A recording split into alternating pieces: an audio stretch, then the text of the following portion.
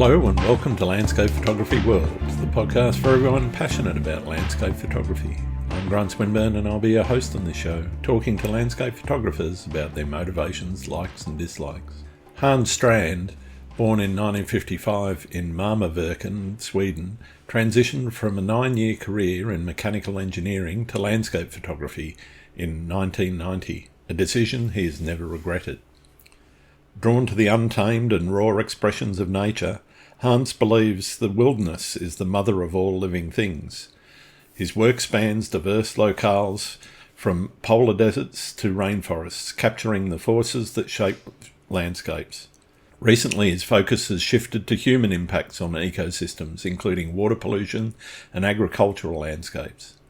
Internationally acclaimed, Hans's photography is published in numerous photo and art magazines. He's won 13 international awards, including the Hasselblad Master Award in 2008, and has published several books centred on environmental themes and humanity's relationship with nature. His images, while frozen in time, tell dynamic stories of movement, evolution, and the passage of time.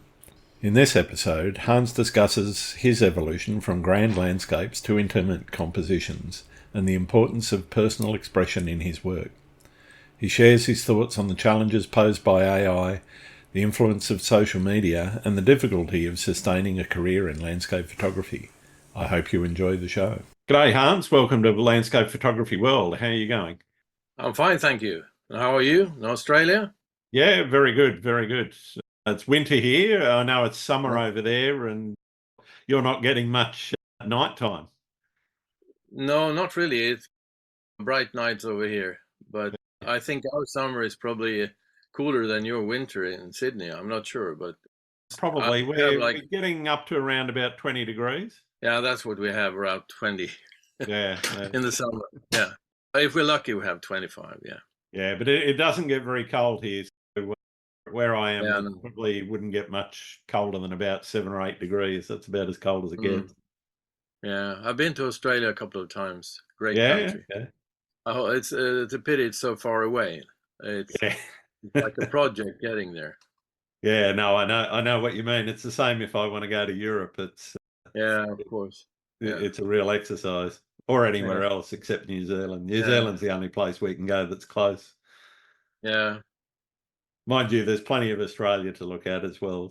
Yeah, it's a vast country, so yeah, you have enough to work on. Keep us interested. Yeah, that's right. Yeah.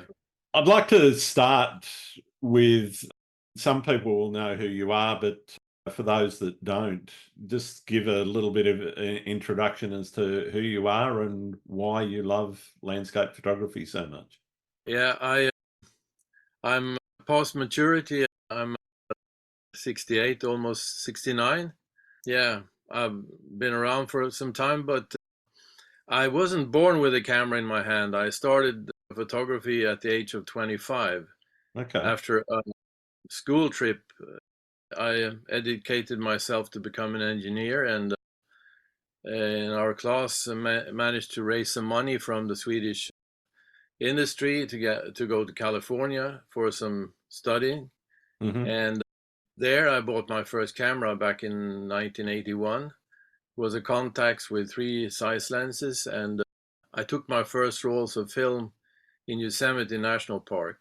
And yeah, from that kind of experience, I had no other choice than becoming a landscape photographer in the playground of Ansel Adams. And I found it quite magical to, when I looked through the viewfinder and to put 4 corners on what I had in front of me. I think that's a magic that still exists for me. I still have the same kind of feeling, and that's what is pushing me. I find it very interesting to make my own interpretation of what I have in front of me. Yeah. And so you started photography, for some 25s actually early, for others it's quite late. But yeah, a lot of people nowadays they have a mobile phone and start to take pictures at the age of 5. That's it. Yeah. But in my case, I was into rifle shooting when I was younger. Okay. And that was my passion, to speak. And I was in the Swedish national team, and I competed in the Olympics in '84. And I had the camera. I just had bought a camera just in '81, and right after the Olympics, I went back up to Yosemite again and took some photos. Mm-hmm. And I did a couple of slideshows for Swedish television. That's how it started.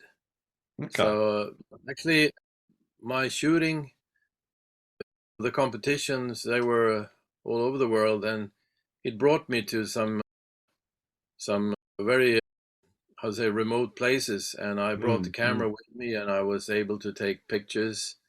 I went to South America, as I said, America, all over Europe, Yep. Asia, etc.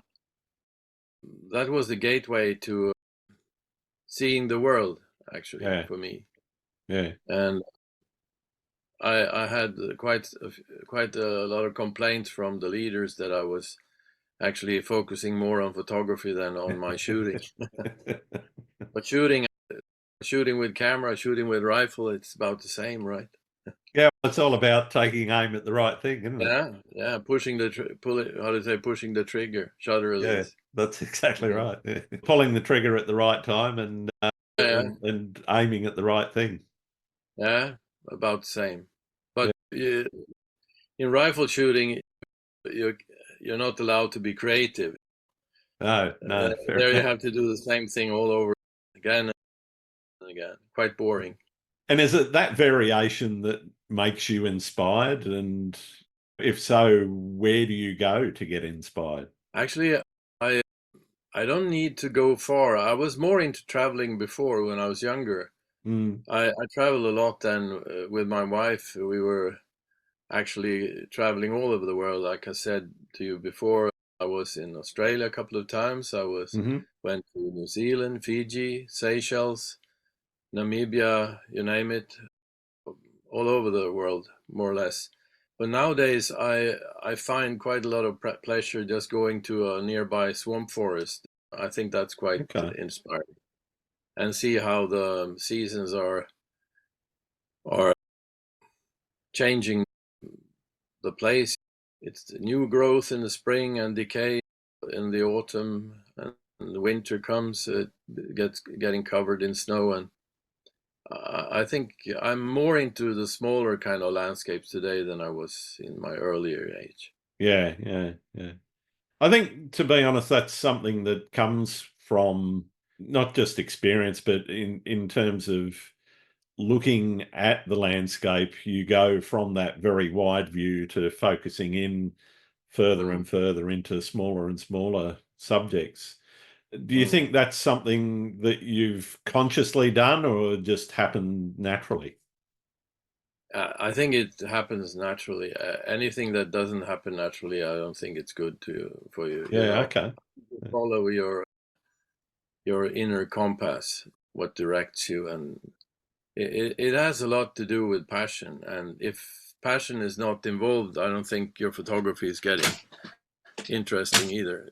So Yeah, yeah. Is that how you stay inspired, by just making things happen naturally? And if so, I guess I'm interested in whether or not you're a planner or whether you're more a go with the flow sort of person, and whether or not you have a process for setting creative challenges for yourself.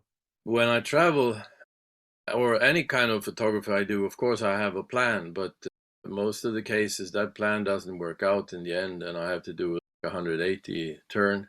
Hmm. And I think that's one of my qualities, that I'm able to think out of the box quite often when the conditions are not right. Yeah, If you plan for a grander view, you might be, maybe it's not possible for us because of some yeah, kind of conditions. Maybe you find something around your feet that can be just as interesting, yeah, yeah. and then I work on that. Yeah, I think that's about it. Okay. What about projects? You have a number of projects listed Mm. on your website, and they do look like quite lengthy bodies of work. Do you spend a lot of time thinking about how to frame those bodies of work into projects prior to actually going out and shooting? Or is it more, okay, this is what I've been collecting over the years, and therefore here's the body of work that I've created? It is actually both, but I think it's very good to have a theme, a project that you work on. First of all, I think you evolve, and if you're working on a subject like my recent book, Aqua, on water, Yep. you have that in your mind, and you try to make new images that reflects the soul of water, not only big rapids and waterfronts by the oceans, but you when you get more intimate with the subject, I think you can discover new ways of expressing yourself. Okay. And also my aerials from Iceland. In the beginning, I was more interested in the grander views, but now I'm more into details when I'm up there in the air shooting smaller landscapes. Yeah, and I think any kind of subject that you work on, you tend to become more intimate with time. You, in the beginning, you like anyone else, you focus on the obvious, and after some time, you realize that maybe the most interesting part is something else than just a big view of something. And when did photography start to, or the realization that your photography was art as opposed to looking at it, documenting things that you were seeing? And a lot of photographers start, they might be hikers or mountain climbers or whatever, and they're documenting what they're doing.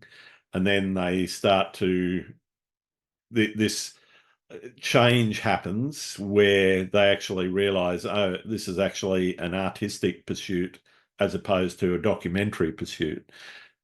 Did that change happen for you? And if so, can you identify when that happened? Not really. I've always been interested in creating things, and as a child I was very much into drawing and painting and stuff. And even when I was studying, I was trying to paint with oil on a canvas and so on, but I found my limitations. I had no education in that, so I reached a point where I didn't evolve anymore, and all of a sudden, with a camera in my hand, I could go all the way by pulling the shutter release, more or less, if I did it right from the beginning. So it's kind of a, how to say, a shorter way to get to a final result using a camera.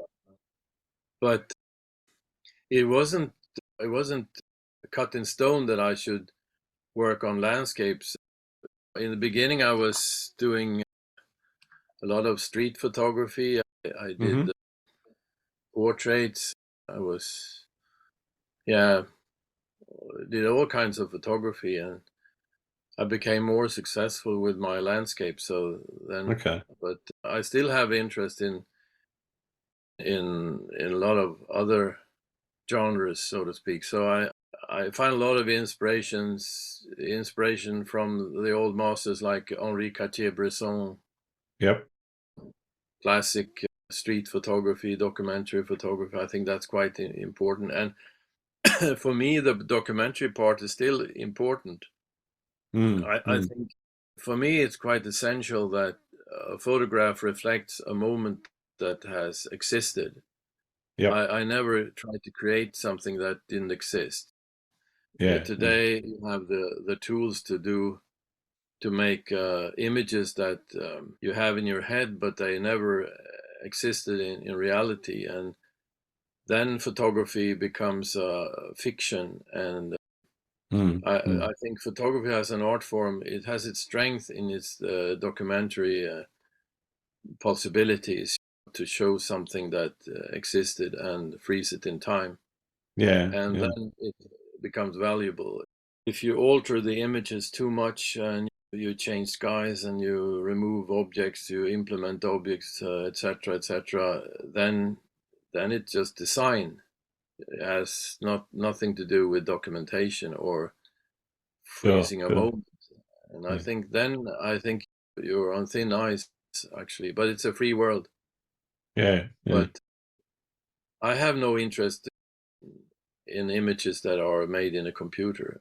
I think that's, Yeah, for I'm a me bit the that same. I don't find AI generated art no. interesting at And all, really. AI has nothing to do with photography. It has No, absolutely. and actually not much with creativity either, because you type in a bunch of words and then boom, all of a sudden you have a picture, but who created that picture? You just, Yeah. At the very least, it's the algorithm, if not the programmer, if not the artists whose work it was trained on. yeah. And that's the But struggle that I have with it, is who actually owns it, whose work has actually gone into the process of generating it. And yeah, okay, you can be as clever as you like with typing the words that generate that you're requesting it to generate against, but and, that interpretation is being done by something that you don't control. and no matter how beautiful it is, it's it's just creation by some kind of software. And Yeah. Do you think that's uh, going to make photography more valuable in the future? you mean AI? Yeah. I think it will devaluate photography. It will Okay. become, I think AI will screw up photography, because all of a sudden on every kind of picture you will start to ask, did this really exist? Is this a real photograph? And I'm already falling into the pits, and my daughter is saying, look at it, this is not a photograph, this is AI. Oh, holy Yeah. shit, I'm getting fooled already. Yeah, I um, think you're right in terms of being able to distinguish what is a real photograph versus what is not. If there mm, was a way that you could verify it, and that's always going to be a challenge, particularly now with the advent of how much AI technology is both inside cameras as well as also inside things like the processing systems like Photoshop. It is actually going to be very difficult to identify what is real and what is not.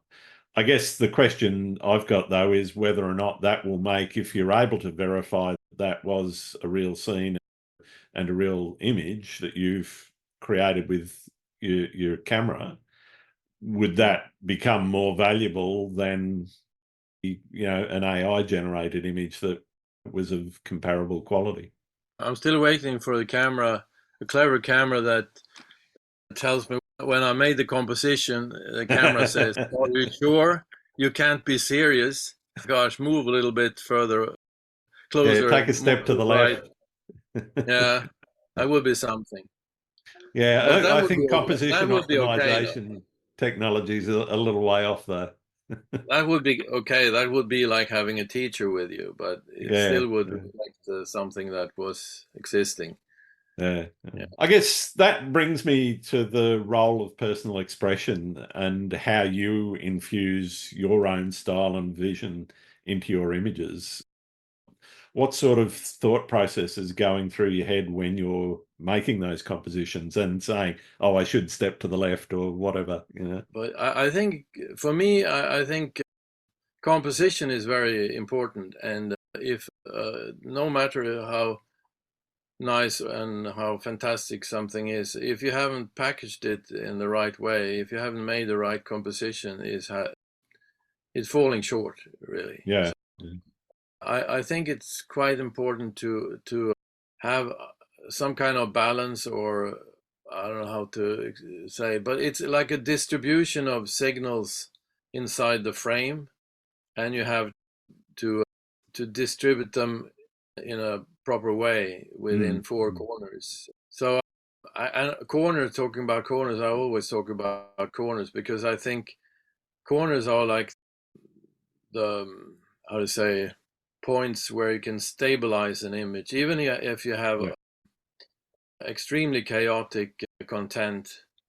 But if you have stable corners with that, not a bright object or a too dark an object in a corner that attracts the eye of the beholder.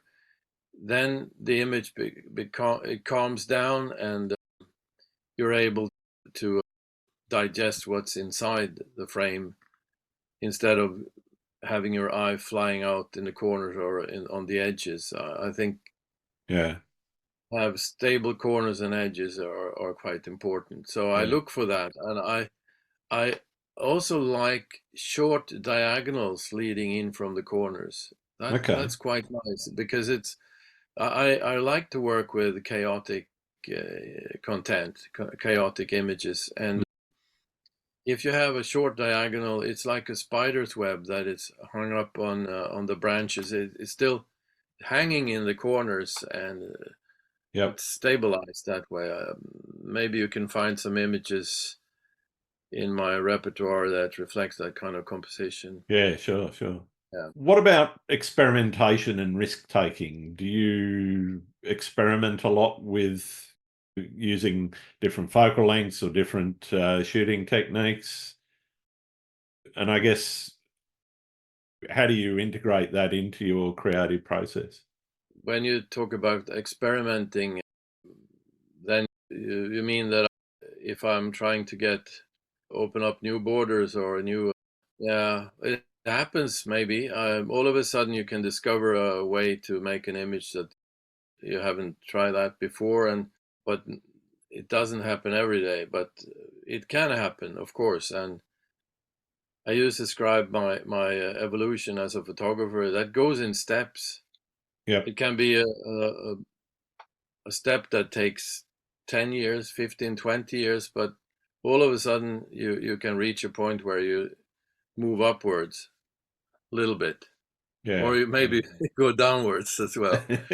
But it's a lifelong process, and you never fully learn. You never fully, educated. It's a continuous learning process.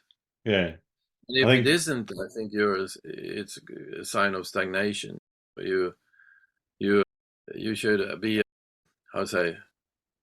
open for input from everywhere, more or less. And it's either you like it or you don't like it, but it's interesting to try new things sometimes. But in trying new things, that also means that sometimes you're going to have failures. How do you deal with the failures that you have?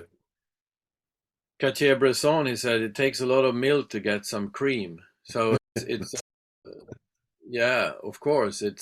And even when you're at the location, sometimes you try different kind of compositions of the same subject, and 10 of them might be bad, but the 11th one is better than the others. And but I think it's called research, or it's like trial and error. Sometimes nothing is okay, and sometimes you go out and you nail it at once, but more seldom actually. It is a good image is often a result of a lot of work. I totally agree there. Are there any instances that you can remember where you've come away from a shoot and just got nothing? You look at everything that you took and just go, nah, it just didn't work. Yeah, I've been to places that are quite impossible. I was in the Seychelles Islands in '97, and on an island called Praslin, there is a national park called Vallée de Mai, where there's an endemic palm. It's Coco de Mer. It's the largest palm tree in the world, highest one, tallest one. And it was so chaotic, but still it was fantastic. I thought, this is paradise. But it was so freaking chaotic. I wasn't able to organize anything decent.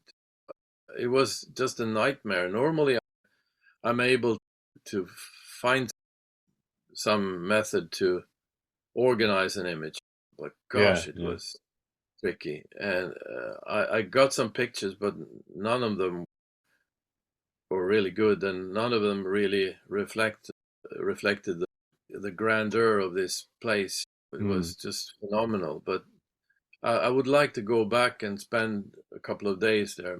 I think in the end it will be like what do you call the accordion, not Alexander the Great with a sword.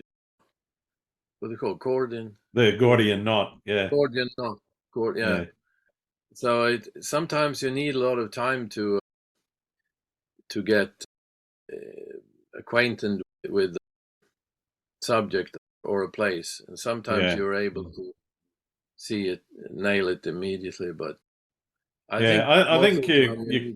Sorry, go on. yeah, I think in the most cases you need time.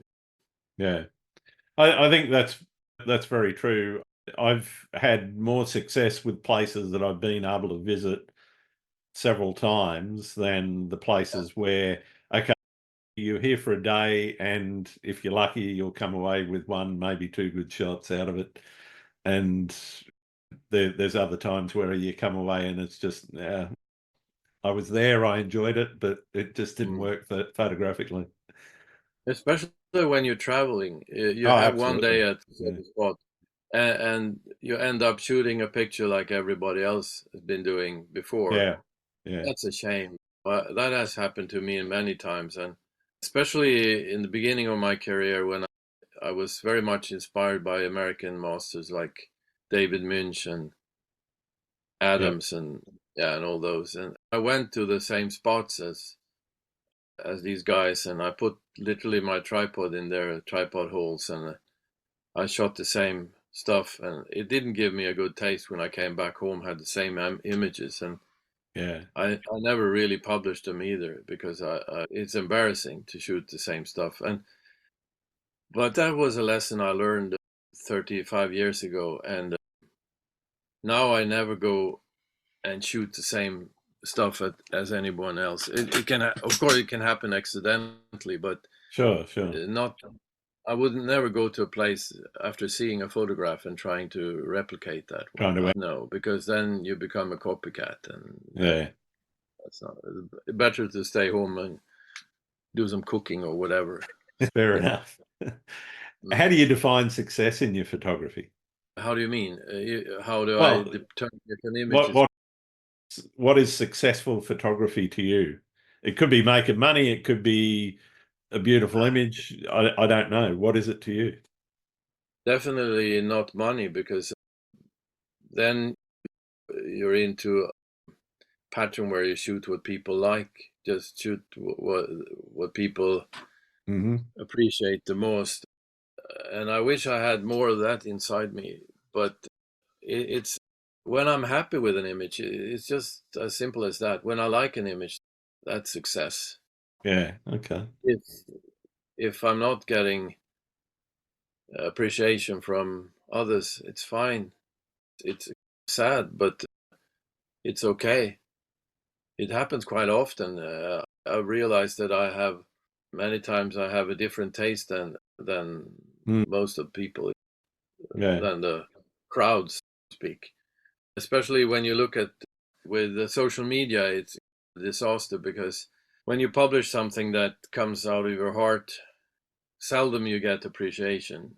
And Yeah. if you Yeah. publish some freaking sunset, then you get applause from the big crowds, and I think that's destructive. If you follow that path, I don't think you will evolve at all. You will become like everybody else. Yeah. Yeah. I think you're Your quite brain. right there. The thing I find quite often with the images that I love and other people don't is they're the ones that, as you said, they come from the heart. They're not a artificially created, or they're not there to please other people. They're there because you like them. Mm. And when you create an image like that, might not be financially successful or popular on social media or whatever, but you really love, I think those sometimes are some of the best ones that I know I've created. Yeah, if you go to the most successful painters, I don't think they tried to paint things that people liked. I don't think Picasso was. No, those cubistic images, the lady with the guitar or whatever they call, they Yeah, crazy images. But I don't think people were prepared for that kind of paintings when they came. And same as music, like Stravinsky with his Rite of Spring. People were throwing rotten tomatoes and eggs on him, on the orchestra at the first performance. But now with some time, it has become one of the greatest pieces ever made in music. Yeah. So I think if you just follow the taste of the common man, so to speak, I think you will never evolve. You have to be brave and do your own thing. And if you do your own thing over a long period of time, you can create a niche and create a style that is associated with you as Yeah. a photographer, as an artist. Yeah, absolutely. I'm interested in how you see landscape photography being used as a tool for environmental education and advocacy, and whether or not that role photographers can play in promoting conservation efforts. All of your work has, I think, a very strong environmental impact in terms of what you're showing is not just the beauty of the earth and the way that it is naturally. You have a series or a project, I know, around man-made impacts, and that very much, very starkly, because a lot of that is about mining and leaching of chemicals into waterways and so forth. How do you see your work, or that body of work in particular, in terms of that environmental advocacy? It became inevitable in the end. I was, for 30 years or so, I was focused on the wild landscape, untouched, fairly untouched parts of the world, complete wildernesses. And I was looking for those, and I thought everything else was not interesting. When I flew to these places, sitting in an airliner, looking down at Mother Earth from 10,000 meters, and I see that man has, I wouldn't say conquered, but man has made footprints almost everywhere you fly, footprints of man.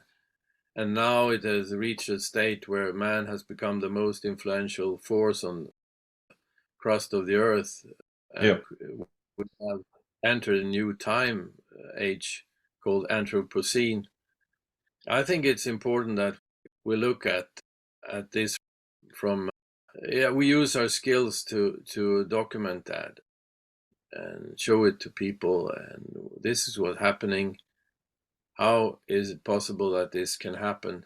How can it be allowed to happen? And we're just consuming every bit and piece of our planet. Yep. And give it, I can't even imagine what, if there is a planet 500 years from now, what the heck will that be? First of all, overpopulated, and I've heard that it's not possible to feed more than 11 billion people. What will be the consequence of that? It will be war, of course. Yep. It will be wars that are started just because we need to produce more food.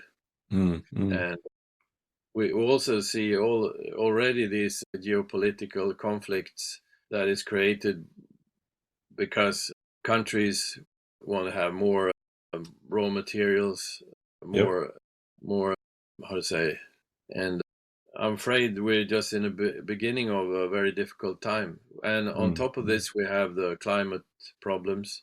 Yep. Have CO2 levels reaching high. We're breaking new world records this year in temperature. That's crazy. We even have, I heard that it's new type of tourism. I don't remember what they call it, but call something that people go from the hot places on Earth to cool places during their summer vacations. Okay. Amazing. It's And of usually the course, other way around.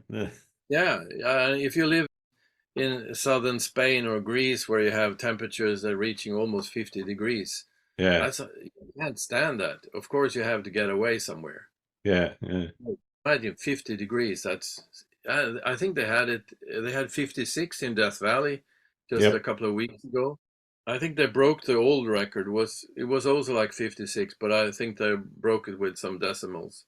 Yeah. Yeah. And yeah, amazing. We are in front of a lot of challenges. Yeah. And if we can, how to say, illustrate what's going on, maybe we can have some kind of influence on politicians. I don't know, but at least we can try. Yeah, I think influencing public opinion is one of the best ways of influencing politicians. And Mm. the struggle, of course, is getting people to focus and think about something for long enough to actually put that pressure on the politicians to get something to happen. And still, even though we have these problems, we have a kind of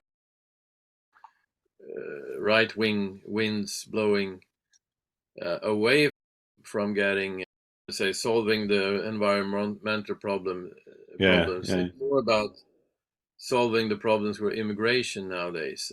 It's on the, how to say, on the first place, which is, yeah, it is a problem with integration in many countries.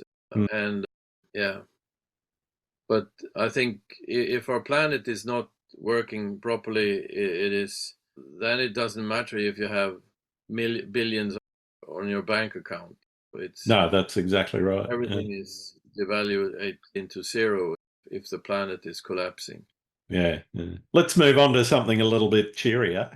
Do you have a favorite spot that you'd like to shoot at? Yeah, as you might have seen, I've been to Iceland a few times, actually 45 times. So that would be a quick answer. I think Iceland is like a national park. The whole country is more or Yeah, less like a national park. The good thing is that you don't have to go to the most iconic places where all the tourists are gathering. You yeah, can find your own corners there where it's absolutely fabulous. And I think also, honestly, I think also the southwest of the United States is still undiscovered.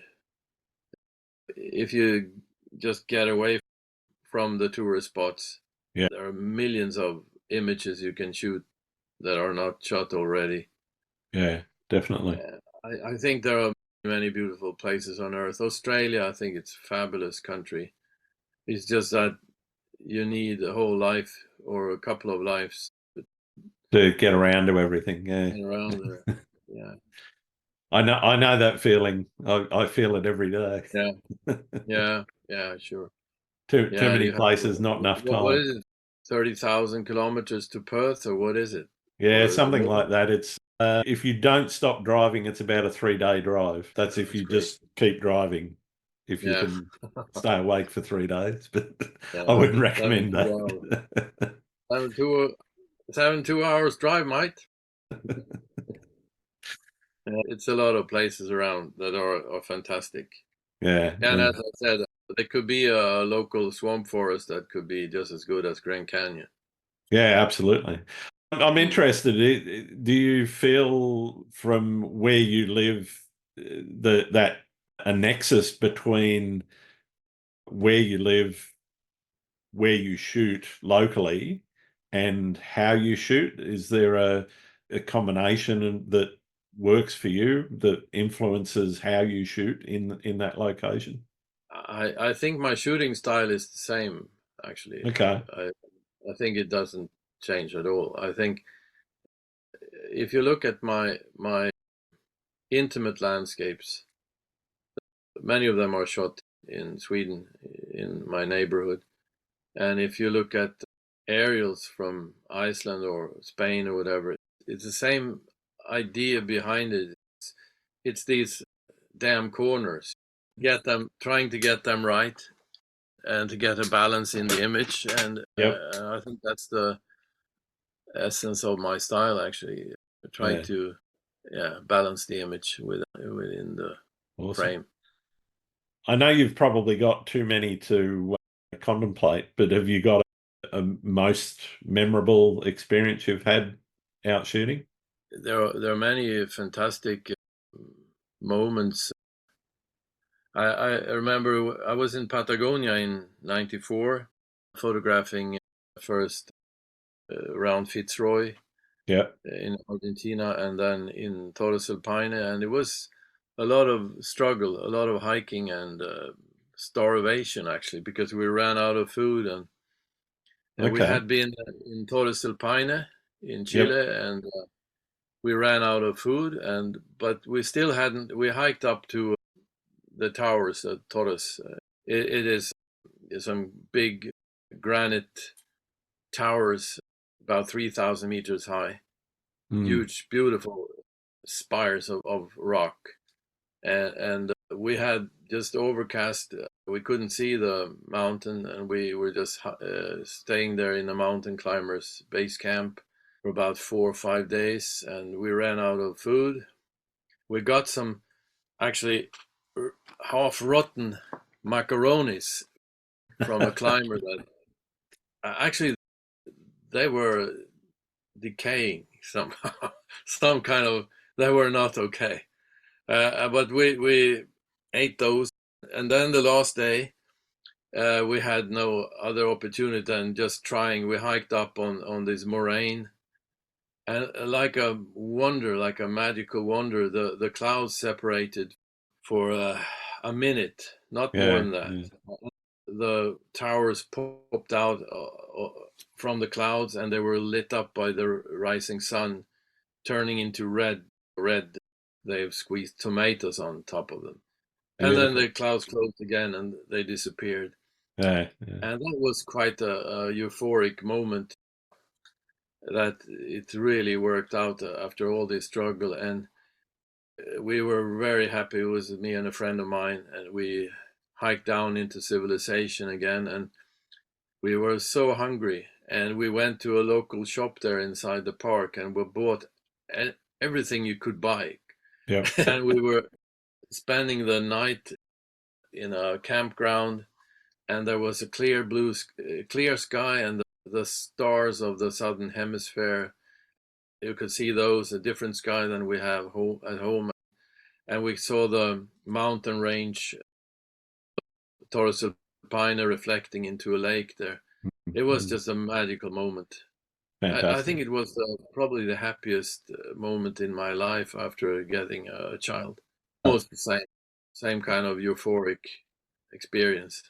Yeah. Yeah. But of course, there have been moments, shorter moments, when you're sitting in an airplane or a helicopter, and you see and you get a feeling that one I really nailed it. You Yeah. feel that everything was perfect in the Mm. frame, and boom, it almost says like this. That quite, but it's more on.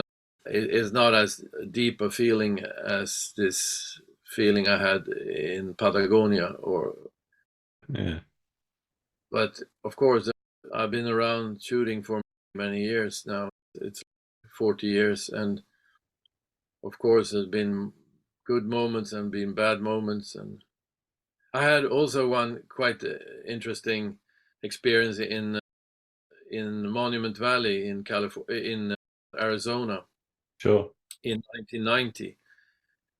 It was We had been photographing the whole day, and we came there to this visitor center, and it was lightning starting, and the whole air was full of electricity. The hair was standing upright because of the static electricity, and there were lightning starting in all kind of directions. And I tried to move my camera in direction of the last lightning, but that was the wrong strategy. And all of a sudden, I thought maybe I should point the camera at something at an object where the lightning hadn't struck yet. Yep. So I composed an image on what's called Mitten Rock in the center of, it's a big cliff in the middle of Yeah. Monument Yeah. Valley. I took an exposure reading. It was 15 minutes f4 on 64 ASA film, Ektachrome 64. Wow. Started the exposure, locked the cable release, stood there with my hair standing right up. And after 5 minutes, there was a lightning hitting exactly into that mountain where I had my camera pointed. Yeah. Incredible. And that was like winning the highest prize on lotto or whatever, the Yeah. lottery. And I'm sure if I would be standing there for 20 years, I would never get the same kind of, No, no, that's it. because that one really filled the frame perfectly on my Hasselblad 6x6 camera. It was Yeah, just fantastic. yeah, So amazing. that was also a very lucky experience, euphoric. When the euphoria dies down and you're back home, are you one to go straight into editing what you've just taken, or do you leave Yeah, things for a long yeah. time? I'm like a child. I'm Yeah. like a child on Christmas Day. And my wife, I think, now you've been away for a few weeks, can't you just be a little bit social with me and my our daughter? Can't you spend some time? But I'm quite often falling short there. I'm like a child. I want to open the packages and see what Yeah, I'm able to do. But I've been less and less, how to say, eager to do it. I'm improving as a human being, as a husband and a father. But I yeah. still have my flaws there. You've got to back them up anyways. That's the most important thing. Yeah, What does processing look like for you? Do you spending it's hours on quite an simple. image or as short a period as time as possible? It's quite simple actually. I don't do much. I set the black and white point. I balance the image by kind of dodging burning procedure, Yep, and I very seldom do anything with the colors. I try to keep them as natural as possible. sure. If I do something, I more desaturate than saturate. Yeah, Sometimes yeah. I think greens are coming out too saturated. Hmm. It's a problematic color, I think. It Yeah, was I think everyone same problem struggles with with getting them right. I think it was a struggle even with film. It Yeah, was as yeah. green as the Fuji, as the boxes where the Velvia film came in.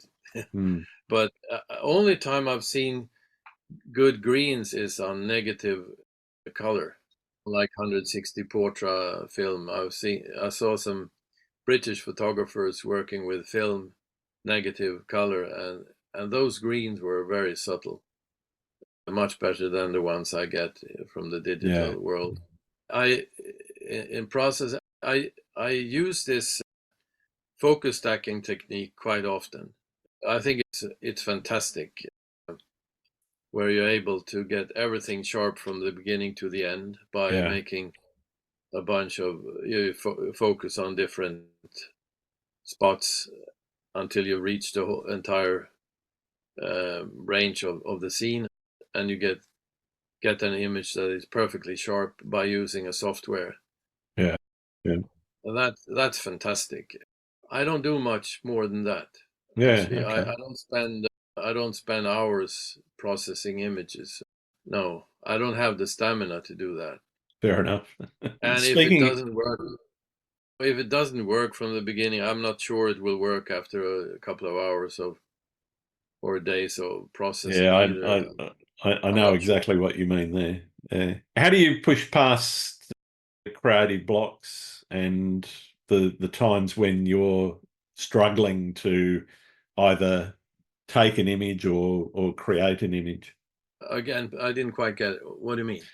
So, have you ever experienced a creative block in your career where Aha. you're You mean, struggling to create? yeah, it's more in the field than in front Mm, of the computer. I would say if I'm not able to make something interesting in the field, I'm sure I won't be able to make it yeah, interesting in you the can't. computer. It's hard to make it better in post production. No, I think it's impossible actually. At least with my skills, it's. I think I have to nail it in the field actually. Mm, And sometimes I wake up when I'm standing there and I think that this is just a standard bloody boring picture of something. And then I don't take the picture yeah, quite often. And more now than before, I'm not really taking lots of exposures. I say no more often than I say yes. In the air, when you're shooting aerials, you have to be very aggressive and shoot a lot, and then you shoot a lot of bad stuff. Yeah. That happens, especially in the beginning of a flight. It takes a while to get to know what the standard should be like. Yeah. No, I get that. What about challenges facing photographers in general? What do you see as the biggest challenge facing photography right now? I think today, when everyone is posting their work on social media, I think the challenge is to have your own style and not Mm. to follow. There was a Swedish famous photographer. His name was Christer Strömholm. He's dead now. Yep. He got the Hasselblad Prize maybe 20 years ago. And he said only dead fish are floating with the stream. And I think he was right there. And if you Yeah. just do the same stuff, you go to the same locations, you check the same boxes as everyone else, and then your feed, if you look at quite a lot of photographers' feed on Instagram, it looks like copy paste everything. They've been to Dolomites, they've been to Patagonia, they've been to Iceland. I've been there also. I've done the same, but I don't do it right now. They go to the same places and they have the same kind of feed. But the problem is that they don't only go to, if they go to Iceland or Patagonia, they shoot the very most iconic locations Yeah. and do the same kind of composition. That's You can go to Iceland and shoot your own stuff. You don't have to go there, stand next to 300 other photographers.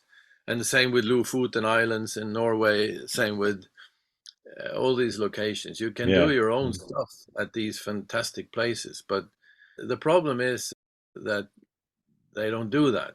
Quite a lot of photographers, they just shoot the iconic locations. And Yeah. I think it's a matter of a lack of time, actually, because they don't have time enough to discover the country Yeah, with to an get eye. into some of the more No, interesting, and or then they have not seen, necessarily more interesting, but different places. Yeah.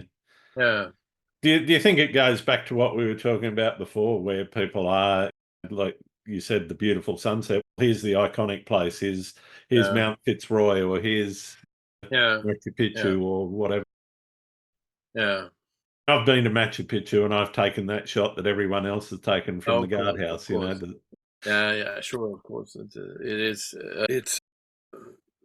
I think it's an effect of lack of time. Yeah, With more time, photographers would be more get deeper into the subject and get more individual images. But most of us, we have a week or two, and we yeah. have a travel schedule, and then we end up shooting Yeah. same shit as everyone else. Where do you see photography's place in society going? Actually, it's never been as popular as it is today. Oh, Everyone is shooting absolutely. Yeah, with mobile phones, but it has never been as difficult as it is today to make your living from photography. definitely. Because in my case, I was making my living from stock photography, from archive. I was with big agencies like Getty and Corbis, etc. And I delivered images to them and they fed me. And that Yeah. stopped completely. It's zero income from agencies today, at least for me. And there isn't much left than teaching workshops and selling some prints now and Yep. then. But now everybody is teaching workshops, so that's also very competitive. Yeah, absolutely. And we have only one planet, and in the end, the people who are joining these workshops, they've been everywhere. After 10 years, they've been to all the places, and then we need another planet. Yeah. So I think it's photography is something that people are enjoying. Everyone is enjoying taking pictures more than Mm. ever before. but Yeah, I don't know if definitely. it's evolving. I don't know if it's evolving or if it's on a decline. I don't know. I Yeah. can't tell. Yeah, I think it's hard to tell whether or not it's on the up or on the way down. I think What? using AI, implementing that in the photography is definitely a decline because Yeah, that will yeah, dilute the the essence of the of real photography or the real photography is the art of seeing, mm, and if you don't see things and you just push some buttons and get an image, then I don't think it's worth anything. yeah. I totally agree. What's the best and or worst piece of advice anyone's given you? I don't think I haven't got so many advices actually. Honestly, I have never taken any courses or I'm autodidact, self-taught. So I'm telling myself things now and then.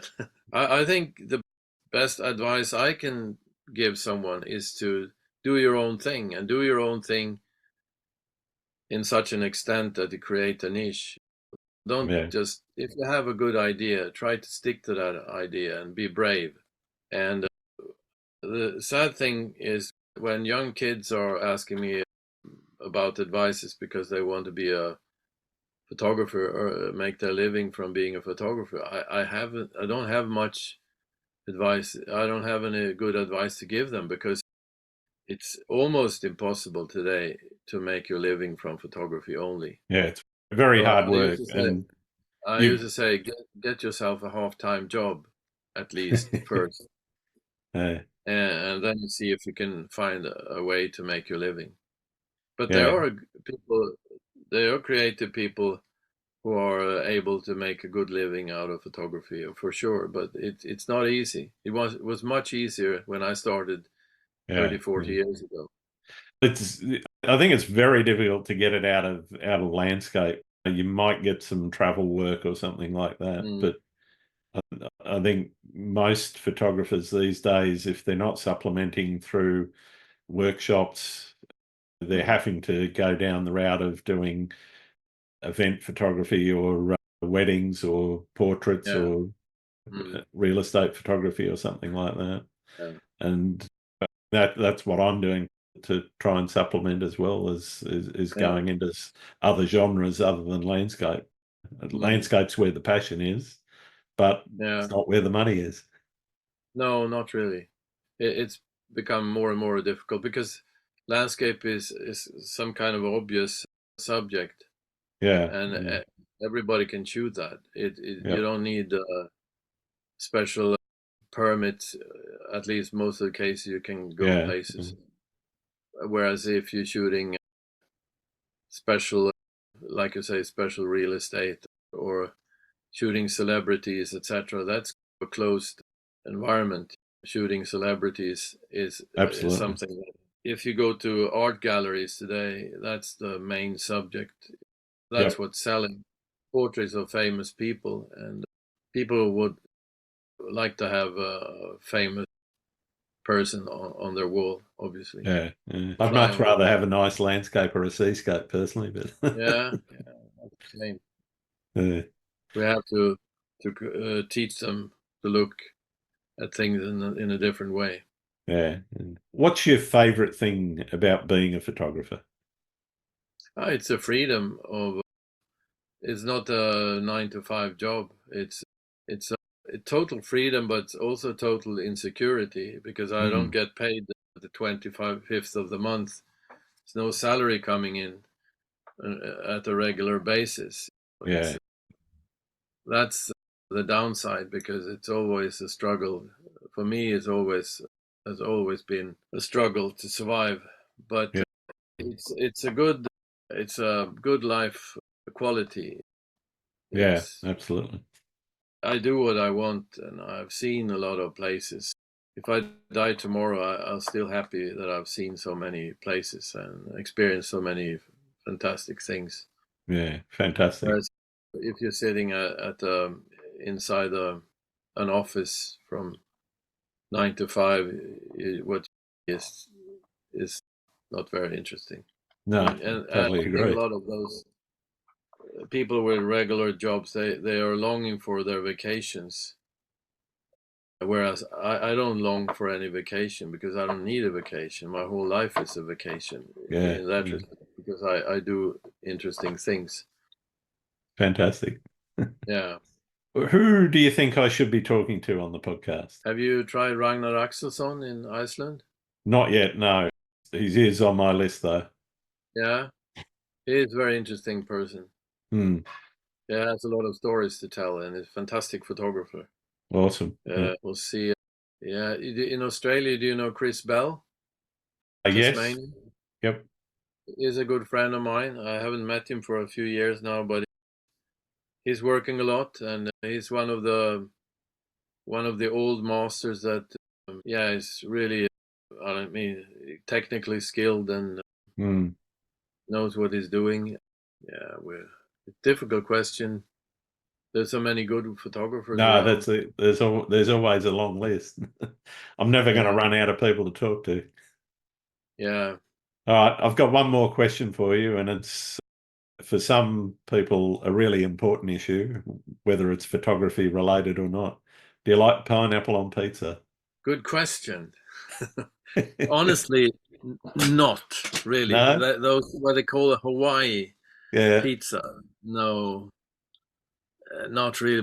But I'm not so picky. I can eat almost anything, but it's not on my. It's not a favorite pineapple on a pizza. But I like Oh, vegetarian pizzas a lot. I like those. Better than the ones with ham and sausages. And when yeah, I eat pizza, I always order a vegetarian pizza. But I'm yeah, not a vegetarian, but I like the vegetarian pizzas a lot. yeah. I agree. I think they're far more interesting than some of the ones loaded with meat. Yeah. Yeah. Good question, though. Thank you. Yeah. Yeah. It's absolutely wonderful having you on the show, Hans, and it's been great getting to know you a bit better. Where can people find your work? Pardon? Where can people find your work? Oh, yeah. Yeah. They can find my work on my website and on my social media, like Instagram, Facebook, and on my website it's easy. It's hansstrand.com in one word. Okay, Easy. fantastic. Thank you very much, Hans. Yeah. Take care. You too. Good talking to you. Thanks again for listening to Landscape Photography World. I hope you enjoyed the show and keep listening because I'll be joined by some great guests in upcoming episodes.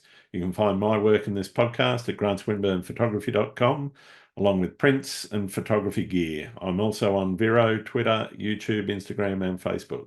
I'm Grant Swinburne. Hope to see you out shooting soon.